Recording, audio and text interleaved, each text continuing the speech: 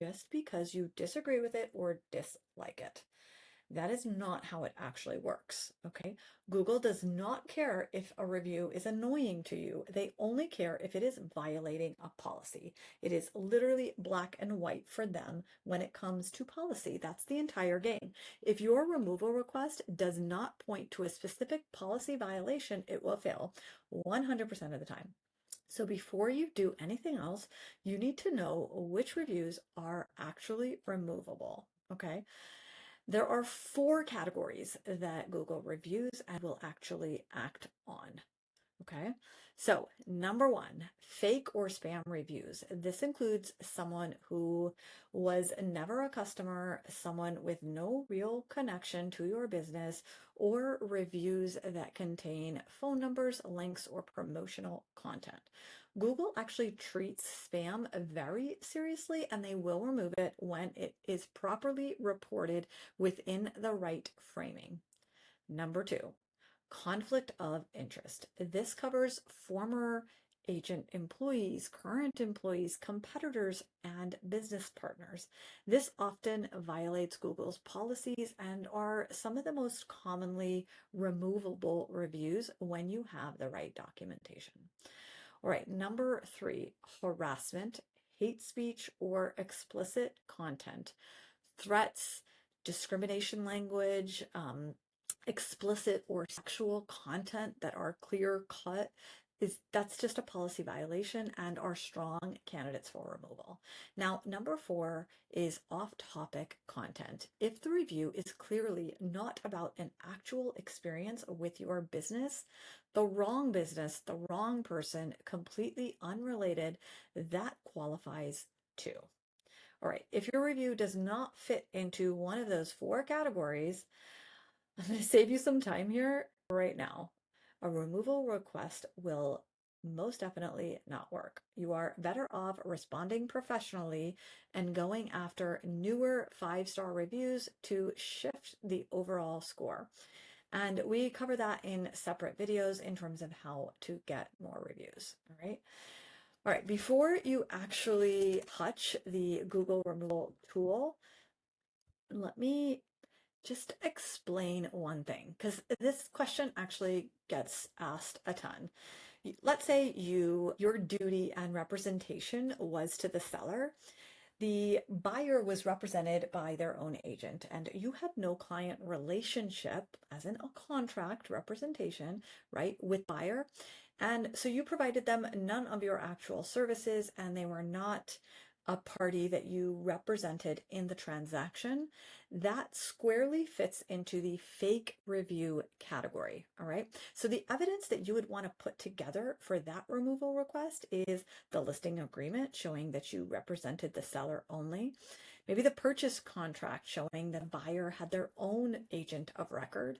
Your CRM showing the record of this person as a client in your pipeline, or no record of that person showing up in your pipeline. Any MLS record showing the cooperating agent on the buyer side. Okay, so I do get that question a lot in terms of what category it fits into and what supporting evidence you actually need. So I wanted to point that out. We are going to get into some examples that I want to make sure that you have so that you can build the right case. Okay. So Google wants the evidence, and sometimes that means the actual contract, an email, a call log. If you cannot actually prove the reviewer was not actually a customer, then that's going to be a red flag, and it makes the whole process a lot harder. So for fake or spam review, you do have to show things like your CRM contact records, your booking history, your email threads, showing no record of this person as an actual client. For a conflict of interest, you need employment records, screenshots of the reviewer's profile showing their affiliation, their current affiliation, or their documentation of the relationship. And then for harassment or hate speech, you need a screenshot of the review with the specific part that has the violating language just highlighted and the policy it violates very clear. So think about this when you're submitting this. Put it into your AI, right? And say, like, just based on this information, how would you do this, right? Because it is very black and white. They have AI that is reviewing these things and it's going to just make a decision based on what you actually provide it. So don't skip this actual step. Okay.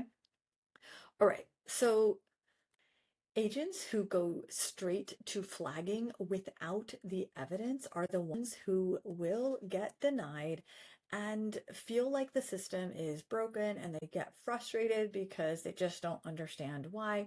But the system that actually works is only when you are prepared. So this evidence is just really important. If you want to get it removed and you realize the importance of having it removed, then do it right. Okay.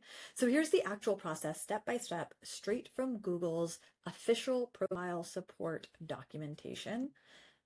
I will put the link to this directly below the video so you have it, I'm going to walk you through it right here. So you basically log into your Google business profile. You will click on it. You will hit select read reviews. Next to the review you'd like to flag, you're going to select report. And then you are going to check the reasons, right? So again, if this is not a client, which is honestly where this fits in a lot, it is considered the fake review. And so you will pick that one and you will send in the information. So there is also some additional support materials here that can help you. Step 1, flag the review inside your Google business profile. Go to your dashboard, click read reviews, find the review, click flag icon, select a reason, spam, profanity, whichever applies, and hit send report. Step 2, you're going to wait for 3 business days.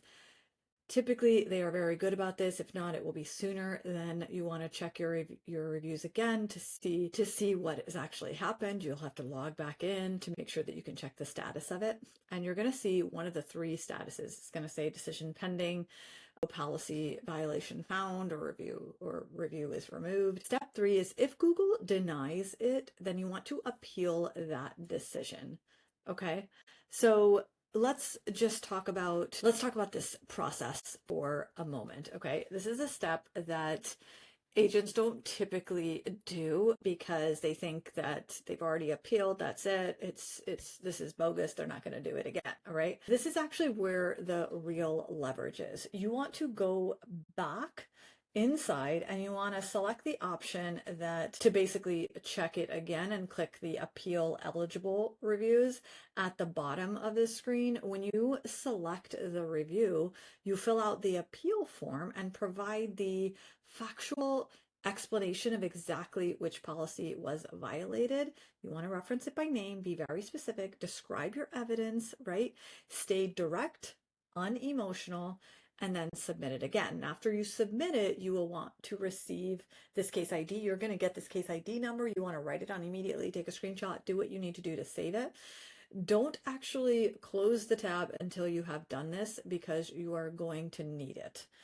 After the appeal is assessed, Google will send you an email of the result, and if the review violates their policies, it gets removed. If they say it does not, it's going to stay live, but you still have another option, and that's where that case ID comes back in. Okay, so let's go to the last step. You're going to actually be able to escalate this within your Google business profile. You can post this within a forum with your case ID included, and the forum is basically moderated by third-party experts who don't necessarily work for Google, but they can give you an independent opinion of whether that review actually violates the policy. And they're kind of they're like advocates for Google, so it can help to make sure, and they can actually submit it directly to them for a more manual review. Okay, so you'll definitely want to take all of these steps if you're having trouble within there, and there are so many options. If it fits within the policy, it will be taken down. So if you do this right, it will absolutely be taken down. All right, so I did mention at the top of this video that there is an AI powered piece to this. If you are running in Agent Moves or you're using Go High Level, there's actually a built-in feature for spam detection within your reputation management section. And sometimes it is not even turned on. If you just enable it, the system automatically scans every incoming Google and Facebook review and flags anything that looks like spam. Those flagged reviews get filtered out of your review widget, which is on your website, so it doesn't show up on your site and it won't show up on your dashboard and your AI bot won't respond to it, right? So if you're using Agent Moves for your reputation management, then just know that we have this feature. You should turn it on.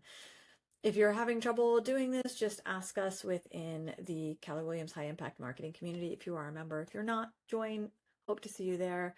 You may also be a part of a market center who has partnered with Agent Moves and you are using the system there. Just let us know. We are happy to make sure that you've got that setting turned on and it's working the way that it should.